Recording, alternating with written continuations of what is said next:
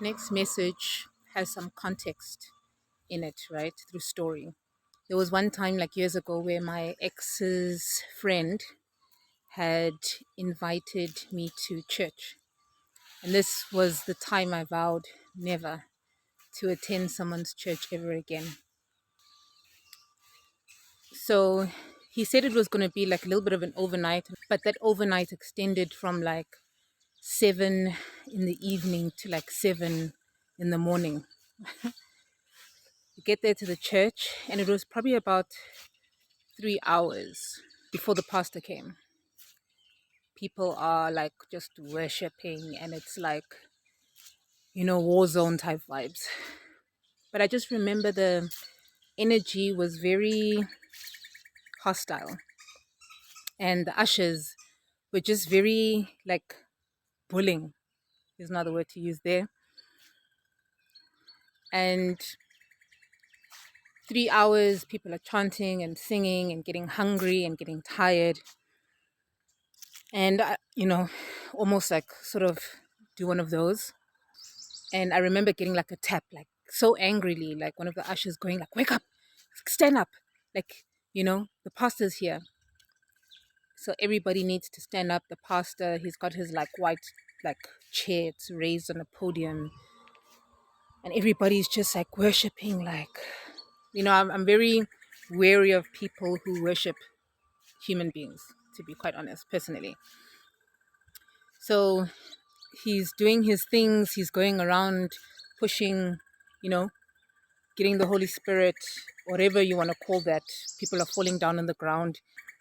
And the message from that was because, in a lot of Christianity, there's a lot of like, I don't know what you call it, but like this energy of like begging, this energy of pleading, this energy of like worshiping till like, people have long nights, overnight prayers and worship up until they get like empty and like they do what they need to do, rightfully so.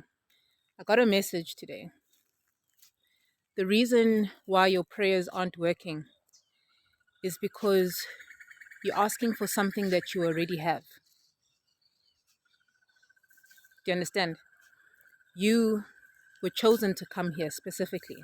I always say this: out of all the sperm that came from your dad into your mom's womb, if that's how you came, you were the one who came, you were chosen to come here. So, by the fact that you were chosen to come here means that already you had all these things to be able to thrive, not even just survive with, thrive with. And in order to get what you wanted, we were contracted and we agreed on a soul level to come down and to experience that which we were not. And it's not called a hero's journey for nothing. It's a hero's journey to be able to realize the God self within you. It takes a lot of work, but it also doesn't have to be hard work. And I think we have been so conditioned as a people that you can only get things if you work hard. But that's the lower vibrational world. That's the God of fear that we don't know that we're actually serving when we go into um, the churches and all of that, when we tap into this lower realm, right?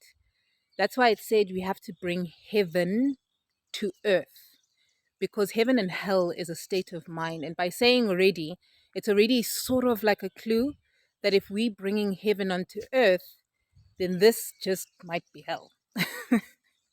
I know for some of you, you're like, just observe, feel what it feels like. There is no right and wrong. It just is. It's an experience and information that we receive, downloads, one will call it, from people who have come before us, our ancestors, and then who we are guided with now through God, love, unconditional love, right? Your prayers are related in the energy of begging.